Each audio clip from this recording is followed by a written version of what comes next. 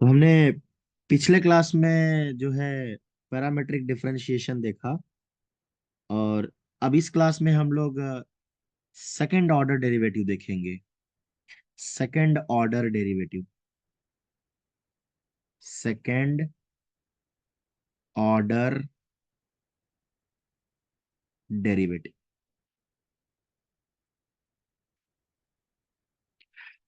Second order derivative का जो concept है वो इस तरह से है कि अगर y equal to F of X कोई फंक्शन है, तो इसका फर्स्ट ऑर्डर डिफरेंशिएशन जो होता है वो होता है dy बाई डी एक्स, और हम इसको लिखते हैं एफ डैश एक्स। तो सेकेंड ऑर्डर मतलब जो भी ये आंसर आया इसको हम फिर से डिफरेंशिएट करेंगे, तो मतलब होगा क्या, d by D x of d Y by D x और एफ डैश एक्स का डैश। तो बेसिकली हम लोग इसे लिखेंगे d two Y by D x square, और ये होगा f double dash of x. तो d two Y by D x square और f double dash of x. अगर मैं कहूँ तो अगर इसको आगे और करता जाऊंगा तो थ्री डैश फोर डैश ऐसा चलता जाएगा। अच्छा, फर्स्ट डेरि पहला पहला जो ओरिजिनल फंक्शन होता है वो होता है y। उसके बाद वाला जो डेरिवेटिव होता है वो हम लोग उसको लिख सकते हैं y डैश। सेकेंड डेरिवेटिव जो होता है हम उसको लिख सकते हैं y डबल डैश। या फिर नोटेशन में और क्या आता है, y y1 y2। तो इस तरह से जो होता है सेकेंड डेरिवेटिव का नोटेशन हम लोग लिख सकते हैं। कुछ एग्जाम्पल देखेंगे कैसे इवेलुएट किया जाता है। पहले हम लोग एग्जाम्पल देख लेंगे कि कैसे इवेलुएट किया जाता है जो सेकेंड ऑर्डर डेरिवेटिव है। जैसे अगर मुझे फंक्शन दे दिया y equal to x cube plus tan x, इसका सेकेंड ऑर्डर डेरिवेटिव पहला तो हम लोग निकालेंगे d Y by D x. D Y by D x होगा three x square plus sec square x. अब हम निकालेंगे d two Y by D x square, तो मतलब इसे मैं फिर से डिफरेंशिएट करूंगा, तो थ्री एक्स स्क्वायर मतलब इसका डेरिवेटिव सिक्स एक्स हो जाएगा। अच्छा, सेक स्क्वायर एक्स, पहले तो स्क्वायर का डेरिवेटिव होगा टू सेक एक्स इंटू, अब सेक एक्स का डेरिवेटिव होता है sec X into tan X. तो टोटल जो आंसर आएगा इसका आएगा six X plus two times sec square X into tan X. तो इस तरह से जो है डबल डेरिवेटिव जो है निकाला जाता है। अभी हम लोग आगे एक क्वेश्चन करेंगे कि अगर जैसे क्वेश्चन में दिया है y equal to A sine x plus B cos x, और बोला है then prove that prove that d two Y by D x square plus Y equal to c. ये प्रूव करने बोला है। यही आगे चल के डिफरेंशियल इक्वेशन, इसी इसी डिफरेंशियल इक्वेशन का ये सॉल्यूशन भी होता है। ये वही डिफरेंशियल इक्वेशन है जिसका ये सॉल्यूशन होगा। तो हम लोग देखेंगे कैसे सॉल्व किया जाएगा। तो y equal to A sine x plus B cos X है, तो इसको डिफरेंशिएट करूंगा D Y by D X पहला निकालूंगा, तो ए साइन एक्स का डेरिवेटिव ए कॉस एक्स हो जाएगा, और बी कॉस एक्स का derivative minus B sine X हो जाएगा। तो यहाँ पे माइनस बी साइन एक्स ले सकते हैं हम लोग, तो ये आएगा माइनस बी साइन एक्स। अब हमें निकालना है d two Y by D x square, तो d two Y by D x square अगर निकालूंगा, फिर से डिफरेंशिएट करूंगा, तो ए कॉस एक्स का होगा माइनस ए साइन एक्स, और ये माइनस बी कॉस एक्स। अगर मैं इसमें से माइनस कॉमन कर लूं तो ये minus of A sine x plus B cos X है, और इसको ध्यान से देखूं तो ये माइनस वाई है। तो इसका मतलब D two Y by D x square का वैल्यू जो आया, D two Y by D x square का जो वैल्यू आया वो आया माइनस वाई। तो ये इंप्लाई करता है कि D two Y by D x square plus Y equal to zero होगा, इक्वल टू जीरो होगा। और आगे चलेंगे, और अच्छे क्वेश्चन हैं प्रूफ करने के लिए। क्वेश्चन कह रहा है कि y equal to three E raise to two X plus two E raise to three X, prove that d2y/dx² -5dy/dx plus 6y = 0। तो y जो है 3e⁻²x है और 2e⁻3x है। तो डी अगर इसको मैं y डैश मतलब dy/dx निकलवाऊं तो इसका आएगा 6e⁻² x प्लस 6e⁻3x। तो अगर मैं इसमें से अगर 6 कॉमन कर सकता हूँ, चलिए बाद में देख लेंगे। पहले अब मुझे निकालना है d2y/dx²। तो इसका आंसर जो आएगा वो आएगा 12e⁻²x प्लस 18e⁻3x। अच्छा, मैं ये 18 और ये 12 उसके पहले 6 कैसे लिखा?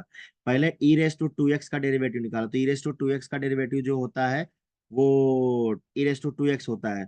फिर 2x का भी डेरिवेटिव करूंगा तो केवल 2 बचेगा, तो 6 3 2 जा 6 हो जाएगा। ऐसे ही इसमें तो 6 2 जा 12 होते चला जाएगा। अब मुझे पूछा क्या है, d2y/dx²। नाउ मैं यहाँ करता हूँ second part. d2y/dx² -5 dy/dx plus 6y। तो मैं इसको इक्वल टू करूंगा, d2y/dx² है 12e⁻²x plus 18e⁻3x minus 5 times dy/dx आया था 6e⁻2x प्लस 6e⁻3x और प्लस 6y। तो plus 6 times 3e⁻2x plus 2e⁻3x। बहुत सिंपल है ये। 12 और -30 तो -18 यहाँ से आएगा और ये +18 तो ये 0 चला गया। सिमिलरली अगला वाला हो जाएगा, तो टोटल आंसर 0। इस तरह से जो है हमने प्रूफ कर दिया कि ये इसका जो वैल्यू आएगा वो 0 ही आएगा। आप सॉल्व करके देख सकते हैं। इसका अगर मल्टीप्लिकेशन ओपन करेंगे तो आपको ये 0 मिलने वाला है। आगे क्वेश्चन सॉल्व करते हैं।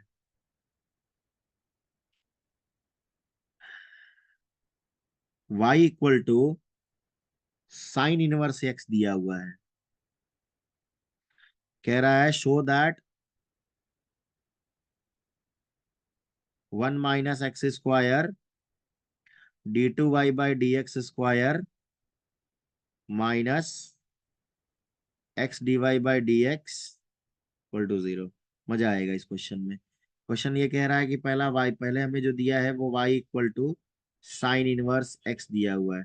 तो अगर मैं इसे डिफरेंशिएट करूंगा तो ये आएगा dy/dx = साइन इनवर्स x का डेरिवेटिव होता है √1 - x²। अब मैं क्या काम करता हूँ, इसको इधर ले लेता हूँ। तो ये हो जाएगा 1 - x² dy/dx = 1। 1 - x² dy/dx = 1। अब मैं दोनों साइड डिफरेंशिएट करता हूं तो इसका डेरिवेटिव जो है d/dx ऑफ, बेसिकली मैं इसको डिफरेंशिएट कर रहा हूँ। 1 - x² dy/dx =d/dx ऑफ 1। तो इसको मैं डिफरेंशिएट करूंगा तो यूवी रूल के जैसा काम करेगा ये। यूवी रूल तो पहला √1 - x² को बाहर रखूंगा तो ये आएगा d2y/dx² प्लस, अब dy/dx को बाहर रखूंगा और d/dx ऑफ √1 - x² को डिफरेंशिएट करूंगा, 0 करूंगा। तो यहां से जो है 1 - x² d2y/dx² हो गया और प्लस इसको जब मैं dy/dx तो वैसे ही रहने देंगे, उसको तो मैंने कुछ किया नहीं है। अब इसका डेरिवेटिव मैंने हमेशा बताया है कि जब भी रूट को डिफरेंशिएट किया जाता है वो आता है 1/2 टाइम्स √1 - x²। जब भी रूट को डिफरेंशिएट किया जाता है तो वो आता है √1 - 2 टाइम्स √x²। अच्छा, अब इसको भी डिफरेंशिएट करना होगा तो इसका -2x केवल बचेगा और इक्वल टू 0। 2 और 2 कैंसिल हो गया, 2 और 2 जो है कैंसिल हो गया। तो आंसर जो बचा वो 1 - x² d2y/dx²। यहाँ माइनस था तो मैं माइनस ले रहा हूँ, x बाहर ले लूंगा dy/dx इंटू ये 1/√x², तो मैंने यहाँ पे ले लेता हूँ 1/√x - x² = 0। अच्छा, इसको अगर मैं यहाँ पे ऐसा ट्रांसफर कर दूं, मतलब एलसीएम ले लो 1 - x² का, या फिर कॉमन निकालना हो तो कॉमन निकाल सकते हैं। अगर मैं यहाँ से इसको कॉमन ले लूँ तो जो है इस तरह से, या फिर मल्टीप्लाई कर देते हैं √1 - x² दोनों साइड। वन, अगर √1 - x² मल्टीप्लाई कर दूं तो ये जो आएगा ये जो होगा ये होगा वन माइनस एक्स स्क्वायर, और ये आएगा d2y/dx स्क्वायर, और ये माइनस जो है ये देखा जाए तो ये x इंटू ये under root of one minus X square, under root of one minus X square cancel हो गया, minus dy/dx equal to zero. शायद से हमें यही प्रूफ करना था, हमें यही प्रूफ करना था। Yes correct. तो वी आर डन, हमने प्रूफ कर दिया, हेंस पार्टी करेंगे। इस तरह से जो है ये क्वेश्चन सॉल्व किया जाता है।